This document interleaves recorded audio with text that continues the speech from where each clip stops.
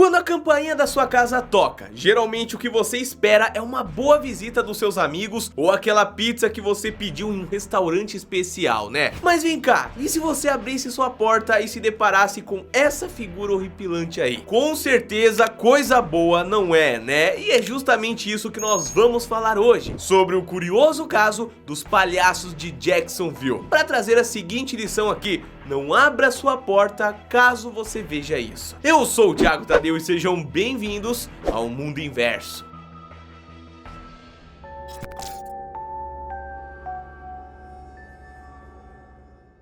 O ano era o de 2016 e uma febre que começou na Carolina do Sul, Estados Unidos, estava se espalhando por todo o país. Os palhaços estavam tomando conta das cidades norte-americanas e preenchendo as páginas dos jornais. Porém, essa não era uma invasão pacífica como se poderia imaginar que um palhaço fizesse, né? Palhaços foram criados para ser a alegria do povo, sendo uma forma de expressão artística que data desde 2500 anos antes de Cristo. Parte básica do dever desses artistas é provocar riso nas pessoas através da sua ingenuidade. Isso aí é a essência principal, pelo menos daqueles palhaços daquela época, né? No entanto, algumas obras inverteram essa ideia do riso e fizeram dos palhaços criaturas medonhas e capazes de provocar um medo impossível de ser medido. E era exatamente esse palhaço dos contos de terror que dominou a terra das praias e se espalhou até chegar em Jacksonville. Foi quando o Halloween estava batendo na porta da pequena cidade da Flórida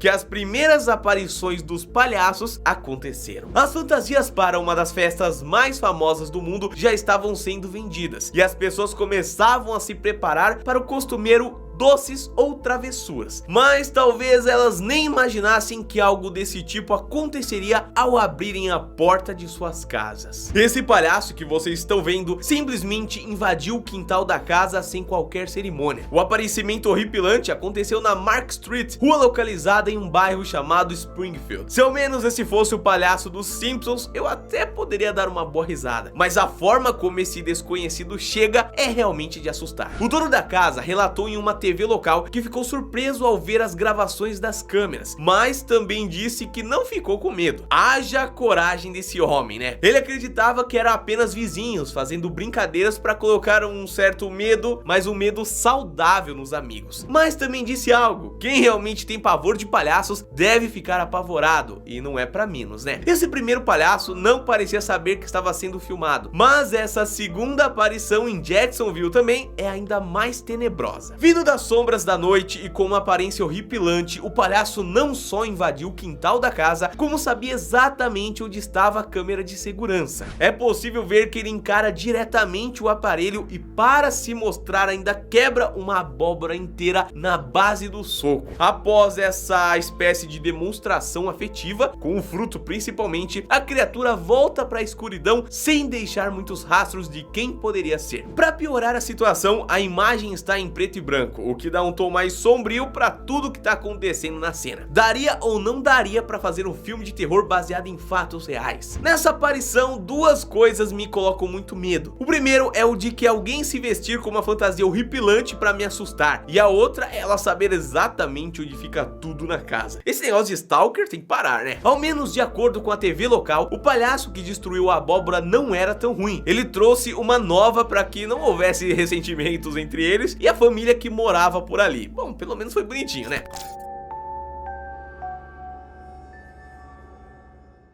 Jacksonville não foi o centro das aparições de palhaços, mas como em 2016 foi um ano cheio deles, outras criaturas puderam ser vistas pela pequena cidade e os seus arredores. Houveram relatos de palhaços em estradas escuras e pouco movimentadas, andando pelos bairros residenciais na calada da noite, dirigindo carros enquanto perseguiam pessoas e até mesmo na beira de floresta, chamando vítimas para o seu encontro. Os palhaços dominaram o psicológico dos cidadãos ao ponto que a polícia passou a se preocupar com o caso, viu? Porém, mesmo as autoridades estavam com as mãos atadas. Isso porque eles não poderiam impedir ninguém de andar fantasiado pelas ruas. Afinal, isso não é considerado crime. A polícia só poderia agir caso os palhaços estivessem invadindo uma casa ou realmente fizessem algum ato capaz de ultrapassar as regras, como roubar ou causar lesões nas pessoas, por exemplo. Esse sucesso, entre aspas, apavorante, e que com uma crise horripilante se espalhava pelo país e pelo mundo inteiro. inteiro, meus queridos. Nos Estados Unidos, diversas cidades foram infestadas com seres maquiados e mascarados. Um relato em Nova York trouxe arrepios para quem viveu aquele breve momento. Aconteceu com uma mulher no condado de Nassau. Ela estava dando banho em seu filho pequeno quando avistou um palhaço olhando por uma das janelas da casa. O susto foi imediato e ela acabou correndo para ligar para o 911, que é o telefone para ligar para a polícia, né? Porém, o invasor nunca foi encontrado e também não foi mais visto. Não ver ele seria uma sorte ou será que um azar, né? Não demorou para a febre também chegar no Brasil. O medo primeiro chegou na cidade de São Paulo, com palhaços aparecendo nas avenidas escuras da cidade e embaixo de viadutos. Houveram também relatos correndo de prédios, estacionamentos, lugares que tipicamente já parecem um cenário de filme de terror, porém com um palhaço pra adicionar na cena, né? Mas, meus queridos, o medo era outro, viu? O uso das máscaras para realmente causar crimes. No interior de São Paulo, um sítio acabou sendo roubado e os moradores foram feitos de refém, causando mais do que um pânico, né? Era algo misturado até com o sobrenatural. Felizmente, ninguém foi ferido nessa ação e por ter tomado proporções além da brincadeira, as coisas acabaram esfriando para aqueles que queriam dar apenas sustos. Em outros lugares do mundo, incluindo os Estados Unidos, brigas acabaram se tornando frequentes. As insatisfações com a brincadeira, que para muitos era vista como de mau gosto, acabou levando a diferentes confrontos entre palhaços e cidadãos. Na Austrália, um jovem resolveu revidar com a agressão e o homem fantasiado acabou levando a pior. A onda de aparições macabras como a pegadinha ainda passou por protestos dos palhaços do bem, que estavam indignados com a situação. Eles reclamavam na época que em São Paulo muitas pessoas estavam cancelando eventos com palhaços e que é sempre uma situação ruim, afinal a pessoa está deixando de ganhar o dinheiro ali, o ganha-pão dela, se ela vive disso, né? Interpretar um palhaço não é uma coisa simples, família, por isso que não é fácil alguém